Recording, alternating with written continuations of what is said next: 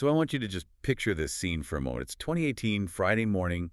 You're in this, very quiet, very affluent villa community. Everything is pristine, orderly. It's designed to project this image of perfect tranquility. Exactly. But on this Friday, Wafa's mother and her brother arrive at the family villa. And that tranquility, it shatters instantly. And the very first things they encounter are these quiet details that speak volumes. It's not chaos, it's an unnatural stillness. Let's break those down because they're so critical. First, they see the family car. It's parked right outside. Spotlessly clean. But, and this is so unsettling, all 4 tires are completely flat. Right. And then they look at the villa itself. It's dark, all the lights are off, which gives this immediate sense of abandonment. And then there's the sound, or one particular sound.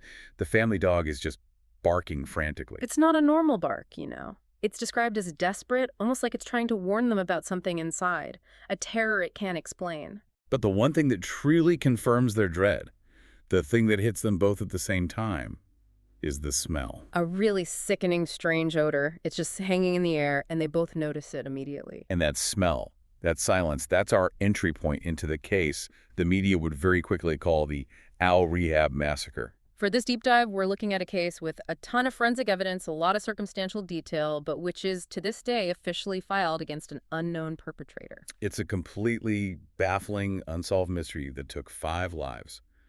The victims, who were they? You have the father, engineer Ahmad Said, a businessman, his wife, Wafa, and their 3 kids, Mohammed, who was 22, Norhan, 20, and the youngest, Abdul Rahman, was 17. And by all accounts, they were a normal, close-knit family. Seemingly, yes. A good path in life. So to figure out how they ended up there in that villa, we really have to go back to the timeline. It all hinges on a Tuesday afternoon. Yes, that's right. The last known communications happened in this very, very narrow window of time on Tuesday. What's the first one? Around 3 o'clock in the afternoon, Wafa calls her sister, but she cuts the call short. Why? She says her phone is about to die, and she promises she'll call back later. Okay. And then just 30 minutes after that, at 3:30 p.m., the father, Ahmad, sends a message. He sends a WhatsApp voice message to a friend, and it's urgent. He's aggressively demanding money that he had loaned out. So that's the final proof of life. Yeah. A voice note just saturated with financial pressure. Exactly. And then silence. The phones go dark. Wafa's mother tries to call back later that day. She does. Around 5:00 p.m., the phone is off. She calls the other sister, who says, don't worry, Wafa told me her battery was dying. So at first, there's a simple explanation. A very simple one. But then 10:00 p.m. rolls around. The mother tries Wafa again, then Ahmad, then all 3 children. Yeah. Every single phone is switched off, and that's when the reassurance starts to crumble. But what's so significant here is how the family rationalizes it. They silence those alarm bells. They do. They come up with this idea that maybe all the phones were shut off on purpose. So Mohammed, the eldest son, could focus on some really important exams he had coming up. No distraction. Precisely. And that rationalization, however well-intentioned, was a gift to the killer. It bought them time. Crucial time. Because the sources are clear, this kind of prolonged silence was completely out of character for Wafa. She was in constant contact with her family. But the idea that it was for the kids' success, that was enough to hold off the panic. For a while. Wednesday goes by, then Thursday. Every single call fails. It's not until 11:00 p.m. on Thursday night that Wafa's father finally puts his foot down. He just says, this isn't right. He says this is fundamentally not his daughter, this kind of ghosting. It's just not her. And that's the moment they decide we have to drive to the villa first thing Friday morning. And that drive takes us straight into what can only be described as a series of procedural errors or maybe even deliberate deception. That's a good way to put it. So Wafa's mother and brother get there Friday morning. Who's the first person they talk to? The villa's gatekeeper. And he gives them an immediate and very convenient misdirection. What does he say? He tells her the whole family left 4 days ago. The timeline lines up perfectly with when the phones went off, but he says they left in a different car, and they haven't been back since. And what about the smell? The mother brings up this smell, right? She does, and the local security personnel just dismiss it. They say, oh, it's probably just a dead animal. They're actively trying to neutralize her panic. But the father isn't buying it. He knows something is very wrong. Not at all. He immediately drives to the police station to file a missing persons report for his daughter, his son-in-law, and his 3 grandchildren. And this is where the police handling of the case becomes well, highly questionable. It really is. After he files the report, the police tell the parents to go back home to the eastern province. They promise they'll get right on it. But the mother can't leave. She can't. She's consumed with anxiety. She goes back to the station early Saturday morning, just desperate for any kind of news. And the news they give her is just. It's a calculated false comfort. It's devastating. It is. The police tell her that they've tracked Imad's phone. Wait, the phone that's supposedly been off for 4 days. That's the one. They tell her they've tracked it to another small apartment he rented nearby for, and this is a direct quote, relaxation. You cannot be serious. And then they top it off. They claim Imad had made a phone call just 30 minutes earlier, proving he was alive and there was nothing to worry about. So they're building this narrative that he's just, neglecting his family, hiding out. Exactly. The mother finds it strange, but this is the police. This is an official reassurance. So she complies and starts the long drive home. This is just staggering. The police either demonstrated extreme negligence by not even checking the villa, or they were actively trying to avoid a complex case. Either way, they bought themselves some time. But at what cost? The psychological whiplash of it all. To be sent home with that false relief, only for the truth to hit you just an hour later. Precisely 1 hour after she got home, the police call the father. They tell him he needs to return immediately. He hesitates. He says he's about to have an oxygen session for his health. And they can't wait. They can't. They're forced to break the news right there. Over the phone, they just say, your daughter has been killed. Yes, awful. And when he gets back, he finds out the true scale of it. It's not just Wafa. It's the entire family, all 5 of them dead inside that villa. The bodies are already in an advanced state of decomposition. Which proves they were killed 4 days earlier. Right around the time of that last WhatsApp message. It lines up perfectly, and it turns out it wasn't just the family looking for them. Mohammed's friends from university and the gym, they'd also filed missing persons reports. They knew something was wrong when he just vanished all week. And the media, of course, descends. This is when it gets labeled the Al-Rehab Massacre. It is. So now let's move from the deception to the forensic reality of what was inside that villa, because it's filled with contradictions. Okay, so the police finally enter the scene. What's the very first thing they notice? The lack of struggle. There are absolutely no signs of forced entry, no broken windows, no kicked-in door, and inside, no obvious signs of a fight. What about theft? Was it a robbery? It doesn't look like it. There's no clear evidence of anything significant being taken. The initial assessment was stark.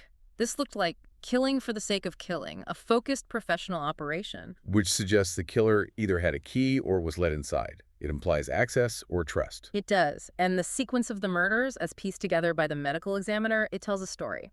So walk us through that, the order and the placement of the victims. Okay. So the first victim was Wafa, the mother. She was found in the living room near the sofa. She was still holding a tablet. So, completely caught by surprise. It seems so. The second victim was Mohammed, the 22-year-old son. He was found in the kitchen, he was standing when he was killed, and all the shots were to his back. Which means he was either running away or was completely ambushed. Exactly. The third victim, Abdul Rahman, the 17-year-old, he was found right in front of his sister Norhan's bedroom door. And again, shot in the back. Again, strongly suggesting he was running, trying to get to his sister, maybe to hide. And Norhan. She was the fourth victim, killed on her bed, in her room, a single shot. And that leaves the father, Imad, the final, and I think the most staged victim of all. He was the last one killed, found dead on his bed. The weapon, a non-licensed handgun, was found right there next to his body. Forensics recovered what, 11 shots? 11 shots fired, 11 shell casings recovered. But the most critical part of the staging was a pillow. It had been placed directly over his face. And all of this violence happened. How quickly? Incredibly quickly. Forensics estimated the entire massacre took place in a window of just 5 to 10 minutes, sometime between the afternoon and evening prayers. But here's the detail that completely shatters that initial narrative, the one that broke the whole case open. This is the most important forensic anomaly. The analysis proved that the victims were shot in different locations around the villa. And then moved. And then moved, dragged, or carried to the final spots where their bodies were discovered. That's enormous. That changes everything. Moving 5 bodies is not a quick panic act. That's deliberate. That's a huge commitment to creating a false narrative. It is. It tells you the killer was calm, thinking clearly, and had one goal in mind, to make this look like something it wasn't. To make it look like a murder-suicide. I'm moving the bodies, placing the pillow over Imad's face, leaving the gun next to him. It forces the investigation down that path. It points the finger inward and away from any external suspect. And of course, no cameras. The villa had no surveillance cameras, so this carefully staged scene was all the police had to work with. Which takes us right to the question of motive. Because that immediate theory the media pushed, that Imad killed his family and then himself over money, is only half the story. The medical examiner completely refuted it, right? Ruled it homicide definitively. Unequivocally. But the financial distress, that was very, very real. And very hidden. We know about that 3:30 p.m. WhatsApp message where he's demanding money back. And the investigation uncovered more. He'd been renting that villa for a year and a half, but he was 6 months behind on the rent. The cars, too, right? They were leased. Also rented with unpaid leases. And most alarmingly, it came out that Imad had promised several major creditors that he would repay all of his debts in full by April 30th of that year. So you've got this mountain of evidence pointing to a man under crushing financial pressure. A clear motive. But then there's the character witness testimony. And that's what throws a huge wrench in the works.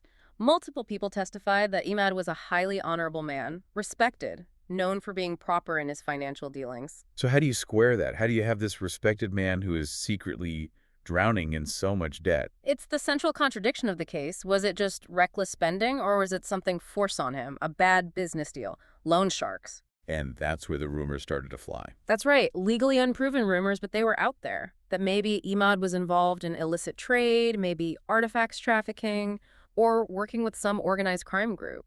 And that promise to pay everyone back by April 30th suggests he was expecting a huge payday, maybe from a less than legal source. It suggests that yes, but it's crucial to state none of those rumors were ever substantiated with hard evidence. So what we're left with is a professional, staged crime scene, a motive of overwhelming debt, but a victim who doesn't fit the profile, and a perpetrator who is completely unknown. The investigation was extensive once it got going. They interrogated 26 people, detained 8 key suspects, but nothing stuck.